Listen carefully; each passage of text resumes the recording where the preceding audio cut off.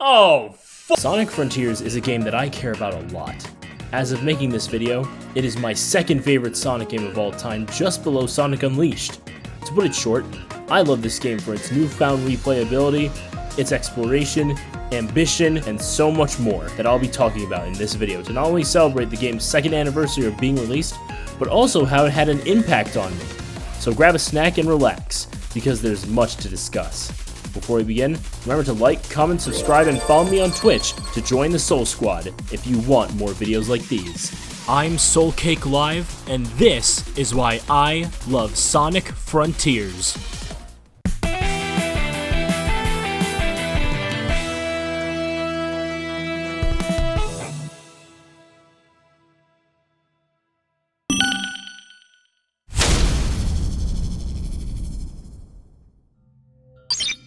Waiting for this game was an interesting time period, especially after seeing the first gameplay reveals.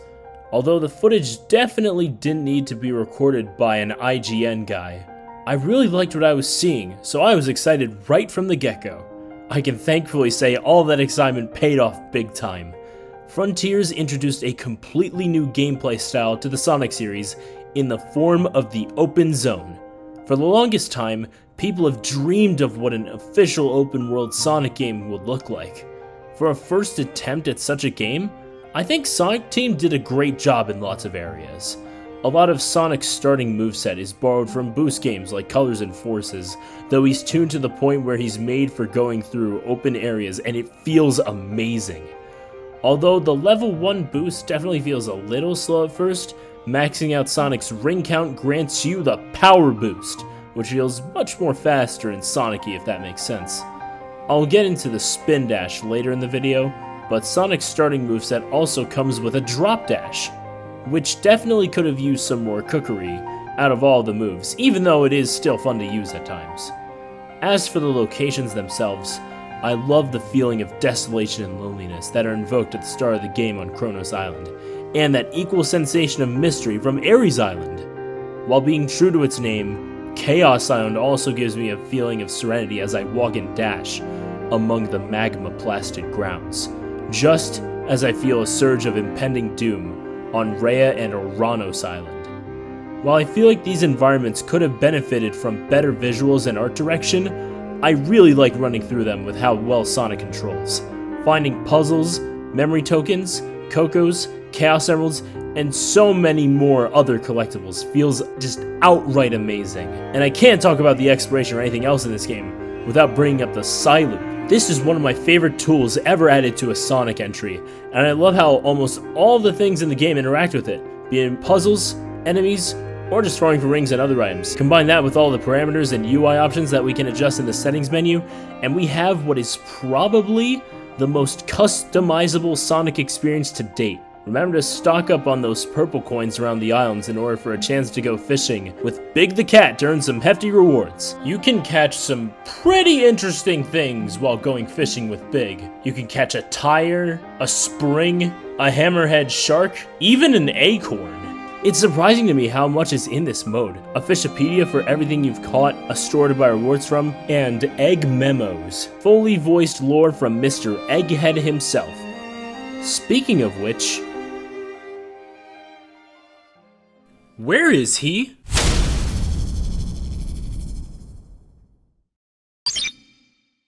Despite being an open zone game, Sonic Frontiers still has lots of action stages that the series is so well known for. Veterans will usually catch on pretty quickly to the fact that a lot of the cyberspaces utilize pre-existing level designs from past Sonic games, namely Adventure 2, Unleashed, and Generations.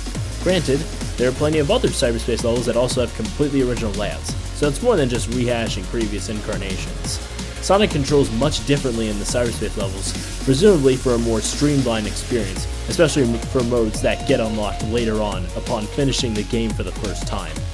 I can play through these stages and enjoy them just fine, but the real kicker for cyberspace is hidden in game-breaking tech, such as the homing dash. This technique can propel Sonic to an unthinkable heights and speeds. It is so much fun to use once you have it mastered, and can make all the S ranks an absolute piece of cake. Furthermore, The spin dash, which I'll talk more about later, also makes this even more fun to go through. Completing each of the goals in cyberspace is never usually too demanding, but doing so nets you a vault key, used to unlock and collect a Chaos Emerald. I think my only real complaint with cyberspace is that there is never an obstacle that makes you use the slide. Same goes for the open zone. Even though cyberspace isn't as fast as some of the other Boost games, it thrives in being great for platforming and speedrunning.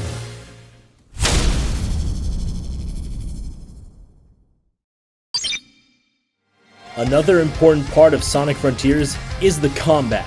This is the first time we've had an intricate combat system ever since Sonic Unleashed, and there's lots of opportunities for you to encounter enemies throughout the open zones. Not only that, there's also the Guardians, bigger and badder enemies which are guaranteed to net you the portal gears needed to access the cyberspaces. This simple but effective combat system turns the homing attack into a hack and slash beat 'em up button. While it may seem rather slow at first, there's lots you can do with it if you put it to practice. Conveniently, the game even has a built-in training simulator that lets you do just that.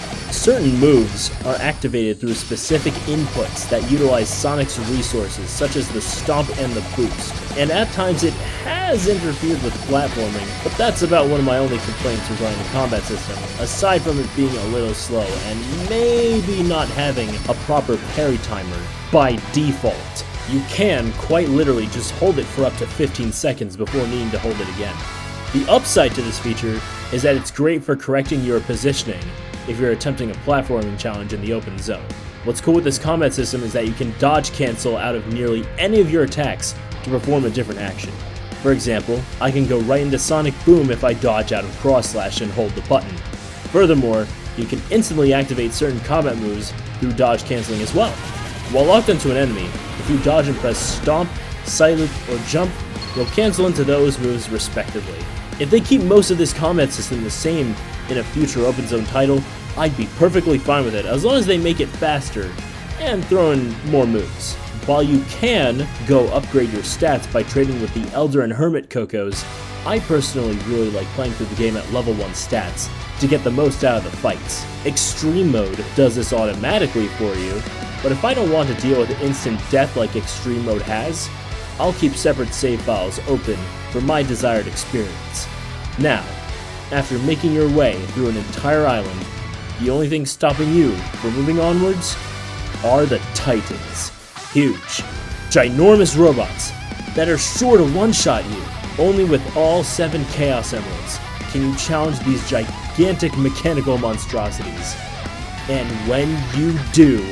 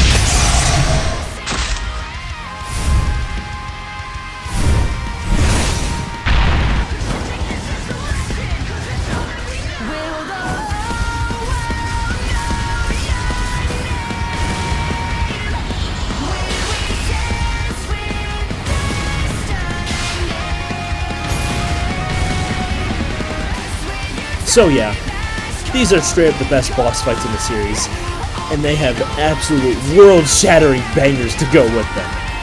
These are the kinds of boss fights that I've been dreaming of having in a Sonic game ever since I was a kid. Silencing these bosses emits an indescribable feeling of dominance that I never knew I wanted to display until doing so. I could legit go on forever about just how immaculate these fights are.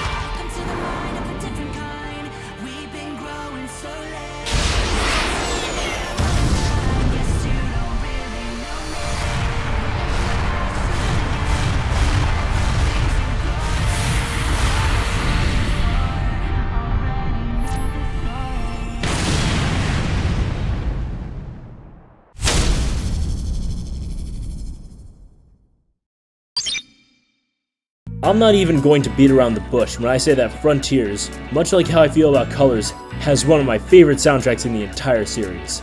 From the chill island movements, to the upbeat cyberspace tracks, to the earth-shaking Titan fights, featuring the likes of Kellen Quinn from Sleeping with Sirens and Tyler Smith from Danger Kids. Stillness and motion, along with Paths Revisited, makes Frontiers an absolute musical behemoth. And all of it is to accompany Sonic and Friends' journeys through the Starfall Islands, home to the Coco, whom we later discovered were formerly the Ancients. Though trapped in cyberspace, each of Sonic's friends still wants to help out Special Coco to bring them peace, be it bringing loved ones together, preparing for a final battle, or simply finding closure. Upon doing so, the Coco will upload themselves to cyberspace as we see this symbol in the sky of what looks like the word Zap. Apparently, it represents some sort of god that the ancients worshipped. Frontiers is all about the prospect of moving on, and in a lot of ways, it's okay to simply move on to the next thing with whatever life has in store for you. Sometimes, you're not ready for it, but maybe you are. It happens differently for everyone. Frontiers' story was Ian Flynn's first attempt at writing a Sonic game, after having done so much work in the past for the comics for such a long time. And I personally think he did a great job. Sage is also an interesting addition to the cast, being accidentally given a corporeal form through fusing cyberspace with Eggman's artificial intelligence.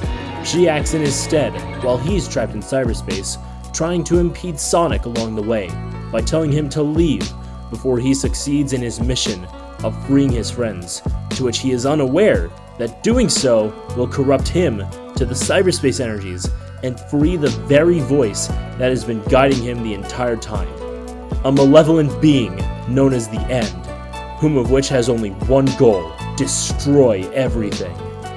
All of this ends with Sonic teaming up with Eggman and Sage to prevent the world from being destroyed, in a climactic finale on Oranos Island and outer space, the final frontier. And with the story in mind, I like that Tails gets a big moment of redemption after how his character was handled in Forces, and that he wants to improve himself. Knuckles wonders what life would be like outside Angel Island, not always guarding the Master Emerald, and Amy also being on the search for a purpose that's more than just chasing Sonic all the time. These things are really good. Now, there are lots of references made to other Sonic games within Frontiers, which people have begun to criticize Ian Flynn for due to constantly falling back on them, and also being a recurring trope within the comics themselves. While I hope this trend dwindles a bit going forward, I feel like this in particular was necessary for a game like Frontiers to show just how connected this universe really is. It shows that they really care about the past games and want everything to be knit together sensefully. And on a different note, I do find it interesting that everyone just has a really deep voice in this game. Sorry.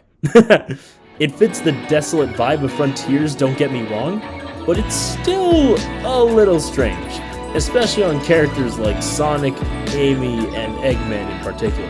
Even Roger himself questioned this choice and direction. It was a no-snap moment. It was like, whoa, okay. Like we walked in and Jack was just, he's just like, we're not doing it that way this time. And I was like, oh, okay. Because he was just like, it's going to be a little deeper, it's a little more, and I'm thinking for Sonic, so I'm like, okay, it's over Egghead. And he's like, a little deeper. I'm like, it's over Egghead. Little deeper. It's over Egghead. It's like, little deeper. It's over Egghead. And he's like, right there. And I'm like, you've got to be kidding me. A good balance seems to have been found with the pitching in Sonic Dream Team though, so maybe we'll get the best of both worlds going forward. Either way, the cast did a great job, especially with Ryan Bartley being the newcomer to voice Sage. And speaking of going forward, I do really hope that Ian Flynn is able to take the right lessons from his work on Frontiers, and improve with whatever comes next. Now with all that said, how does Frontiers end? Well, you can choose to finish out the game normally, or you can choose to restore your friends and embark on a more difficult journey. Another story, the final horizon. But that's not all.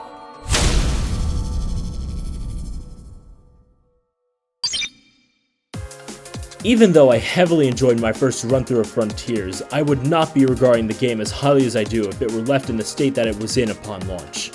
At the time, it lacked a lot of key features that would make a game like this way more replayable.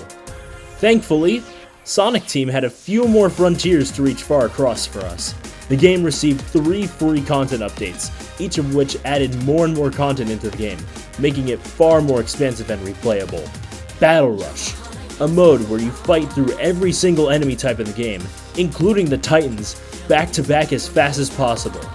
Cyberspace Challenge, the same thing, but for the cyberspace levels, akin to the Egg Shuttle in Sonic Colors.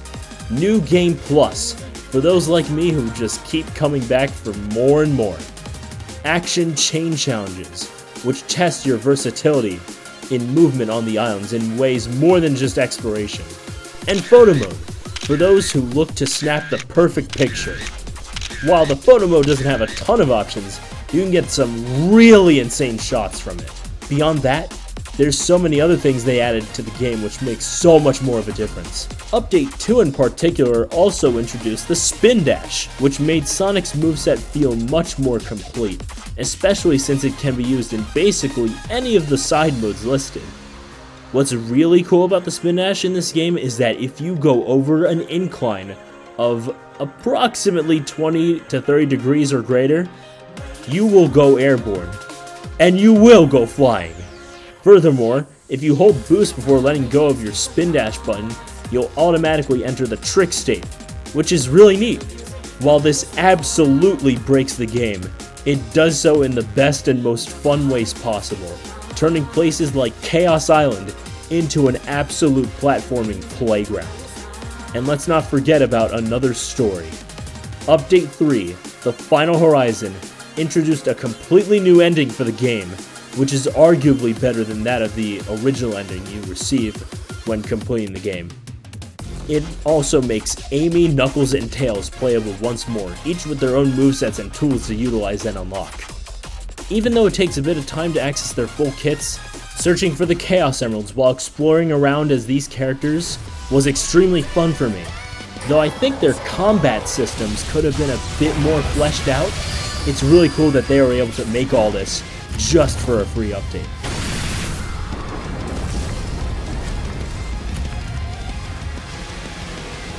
Sonic is still here to play to do the cyberspace grind once more, this time to collect Lookout Coco to unlock the Towers of the Masters. I love the 9 new cyberspace levels made for this expansion, and I enjoy the other challenges offered in this update, such as the Tower Climbs and the Master Trials, including the Master King Coco Challenge, where you have to fight every Titan back-to-back, level 1, and having to time your parries. That same parry timer is also prevalent in the new version of the End, or Beast Supreme as some have come to call it. Seeing Super Sonic 2 and playing this for the very first time was insane. Same goes for the entire game really, but defeating that boss was an indescribable feeling of amazement, especially after an entire year of build-up. What more do I need to say?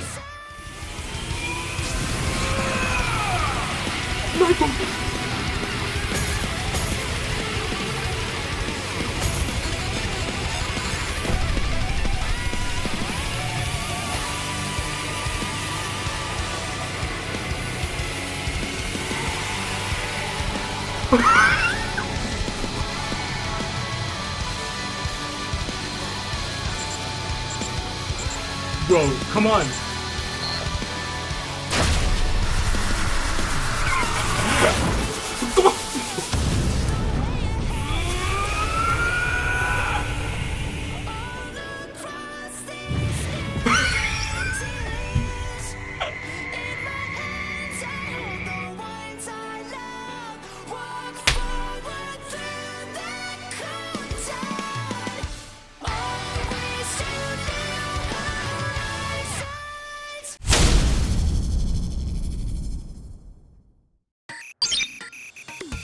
I can't make a video on Sonic Frontiers without mentioning the cut content from the game.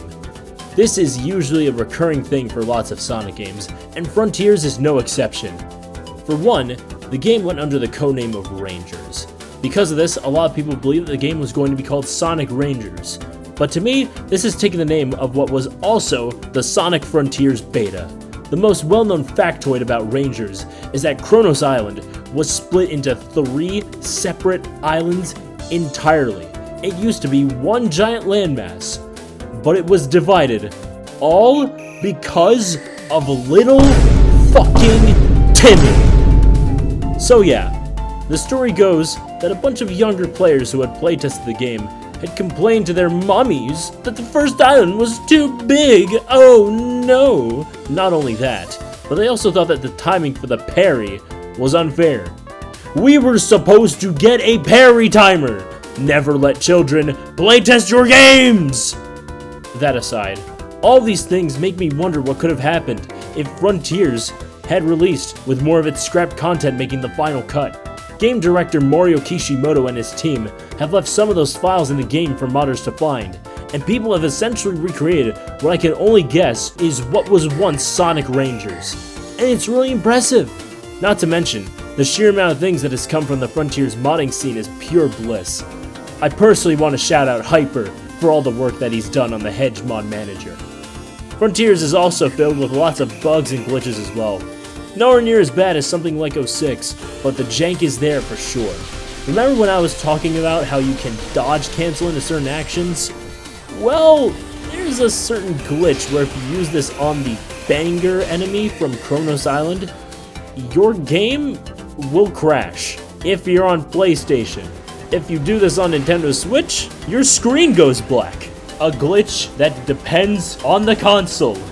Welcome back, Sonic Colors Ultimate! This most likely happens because Quick Psylip is usually used during a combo, and the banger is one of the few enemies that cannot be comboed, as opposed to being able to be attacked.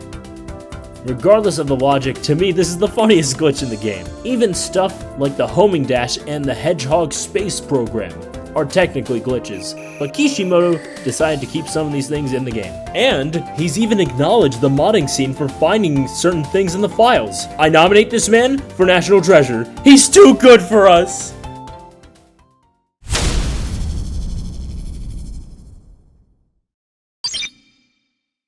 Despite the sheer amount of jank and flaws that this game has, Sonic Frontiers is a really special game to me. It's the most I've ever invested while waiting for a game to release, and it's helped me through some really dark moments in my life when I finally got to play it. I think that no matter what comes next, this game will always mean something to me, and will always have a special place in my heart. This game is proof that Sonic Team's one-way dream is only at the very beginning, and that Sonic has many new frontiers to reach far across. Thank you so much for watching. I hope you enjoyed hearing what I have to say about this godlike game. If you haven't already, consider subscribing and following my socials if you want more videos like these. And of course, go play Sonic Frontiers if you haven't already. It's amazing. Take care.